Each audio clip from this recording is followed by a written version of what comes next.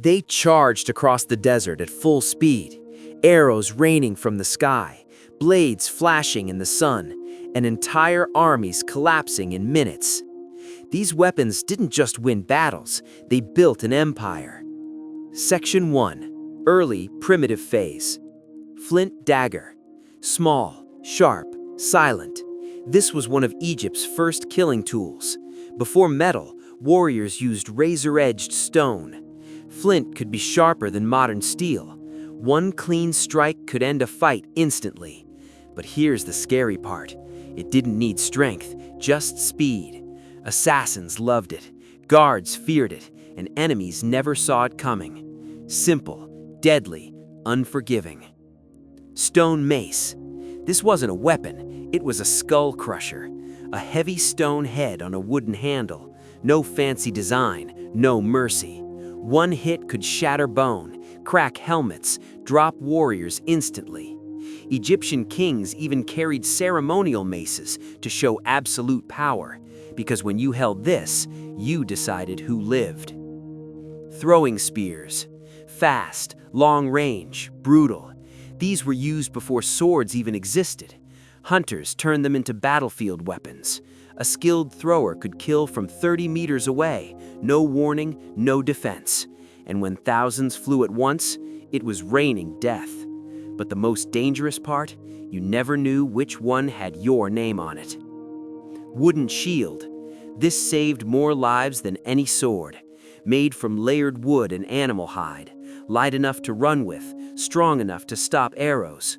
Soldiers hid behind it, advanced together, survived longer. This was the foundation of Egyptian warfare. Section 2. Standard mass-used weapons. Composite bow. This bow changed everything. It was short, light, powerful, made from wood, horn, and sinew glued together. That design stored insane energy, meaning arrows flew faster and hit harder. Egyptian archers could punch through shields, even light armor. But here's the twist. They could fire from chariots while moving, mobile death at full speed. Bronze sword, Khopesh. This blade was built to break enemies, curved like a sickle, heavy at the front. It chopped, it hooked shields, it ripped weapons from hands. One swing could end a duel. Enemies feared this shape because it didn't stab politely, it tore. This sword became Egypt's signature weapon. Spear and shield combo. This was Egypt's main battle formation. One hand holds the shield, the other holds death. Spears gave reach, shields gave protection. Together, they formed walls of advancing soldiers. But the real power? Teamwork. Rows of spears, rows of shields, marching forward like a moving fortress. This turned villages into armies. Battle axe. Short handle, heavy bronze head. This weapon was designed to crush armor. Swords cut, axes destroyed. A single strike could split helmets, shatter bones, drop warriors instantly. And when axes hit shields, they broke them. Fast, brutal, no second chances. War dagger. Small, fast, deadly. Used when swords broke, when spears snapped, when fights got personal. This was last resort survival. One stab to the neck, under the ribs, through the throat. Quiet, efficient, and terrifying up close. Section 3. Elite and specialized weapons. War chariot. This wasn't transportation, this was a weapon system. 2 horses, 1 driver, 1 archer. They moved faster than infantry could react. They flanked, they hunted, they wiped out enemy lines. But here's the scary part. They could fire non-stop while moving. Ancient tanks, built for speed, powered by terror. When chariots arrived, the battlefield belonged to Egypt. Chariot archery system. This was elite warfare. A trained archer could fire 6 arrows in seconds, all while bouncing across desert terrain. Targets never stood still, neither did the archer. Enemies couldn't escape, they couldn't hide, they couldn't catch them. This turned war into a hunt, and Egypt became the predator. Royal Guard spear. Longer, heavier, deadlier. The pharaoh's guards carried upgraded spears, reinforced shafts, thicker bronze tips. These were not for throwing, they were for killing up close. Formations of royal guards stood like iron walls. Nothing passed them. If you saw these spears, you were already in trouble. Ceremonial battle weapons. Gold-plated axes, jeweled swords, engraved daggers. These weren't just decorations, they were symbols of absolute power. When a king carried a weapon like this, it told armies one thing: the gods are on my side. Fear followed these blades everywhere. Section 4. Psychological and fear-based weapons. Terror on the battlefield. Scythed chariot blades. These were built to butcher. Blades were mounted on the wheels, spinning at full speed. Anything hit was cut down. Legs, arms, horses.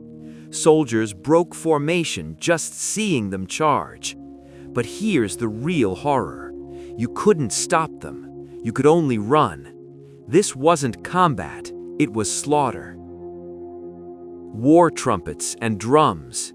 Sound was a weapon. Massive horns blasted across the desert. Drums shook the ground. Before enemies saw the army, they heard it. The noise triggered panic. Heartbeats raced. Hands shook. Soldiers fought worse when they were afraid. Egypt knew that and used it. Fire arrows. These turned night into hell. Cloth soaked in oil, wrapped around arrowheads, set on fire. They burned tents, set ships ablaze, lit entire camps on fire. Enemies woke up screaming, and that wasn't the scary part. Fire spread faster than soldiers could run. Poisoned weapons. Invisible death. Arrow tips dipped in venom. Daggers coated with toxins. A small wound became a death sentence. No cure, no antidote, no mercy. Survivors spread stories, and fear traveled faster than any army. Section 5. Engineering masterpieces, weapons ahead of their time. Reinforced composite armor. This was ancient body armor. Layers of linen, animal hide, bronze scales. Light enough to move, strong enough to stop blades. It absorbed impact, deflected arrows, saved lives. But here's the genius part. It was breathable in desert heat. Egyptian engineers solved problems modern armies still face.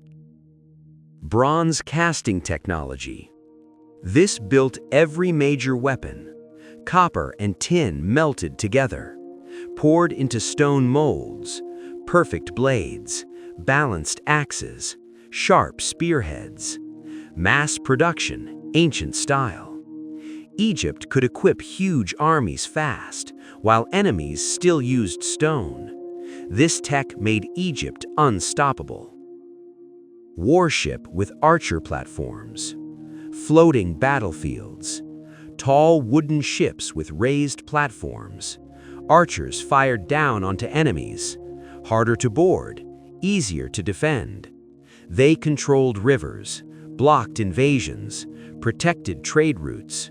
Whoever ruled the Nile, ruled Egypt. Fortified battle wagons. Mobile fortresses.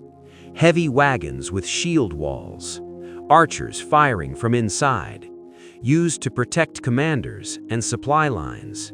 When armies retreated, these wagons held the line. This was battlefield engineering at its finest. Section 6. Legacy weapons. Designs that still shape warfare today. The Egyptian bow system.